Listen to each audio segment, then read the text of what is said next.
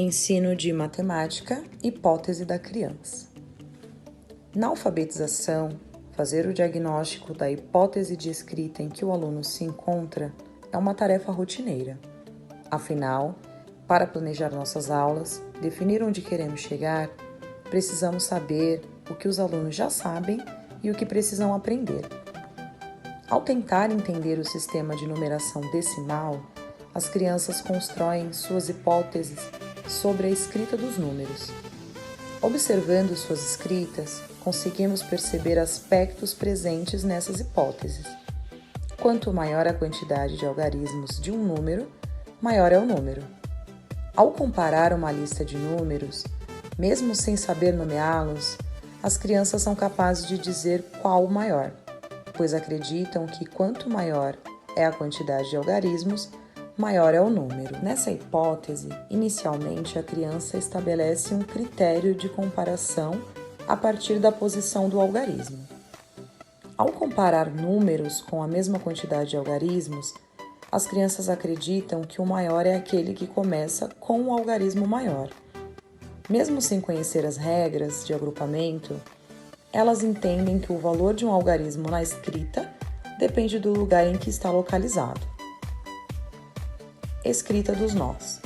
Segundo Lerner, as crianças manipulam em primeiro lugar a escrita dos nós, dezenas, centenas, números redondos, e só depois elaboram a escrita dos números nos intervalos entre estes nós. Ou seja, primeiro se apropriam dos números 10, 20, 30, para depois pensar no que existe entre eles, antes mesmo de descobrirem as regularidades nas escritas numéricas. Escrita numérica baseada na fala. Nessa hipótese, a criança escreve os números de forma não convencional, apoiando-se na numeração falada. Usam a justaposição de escritas para escrever o número. Por exemplo, ao ser ditado o número 17, o aluno escreve 107, porque entende que primeiro é necessário escrever o número 10 e depois o 7. As contradições entre suas hipóteses, como a relação entre a quantidade de algarismo e o valor do número, provocam na criança reflexões que a levam à compreensão e à escrita convencional. A interação e o contato direto dos alunos com os números são os responsáveis pelos avanços em suas hipóteses.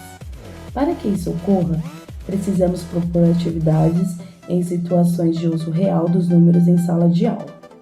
Os professores precisam compreender que a aprendizagem dos números não se dá de forma fragmentada e linear, se dá de forma simultânea, como é o caso da aprendizagem da leitura e da escrita de palavras. Como a numeração escrita existe não só dentro da escola, mas também fora dela, as crianças têm a oportunidade de elaborar conhecimentos acerca desse sistema de representação muito antes de ingressar na primeira série.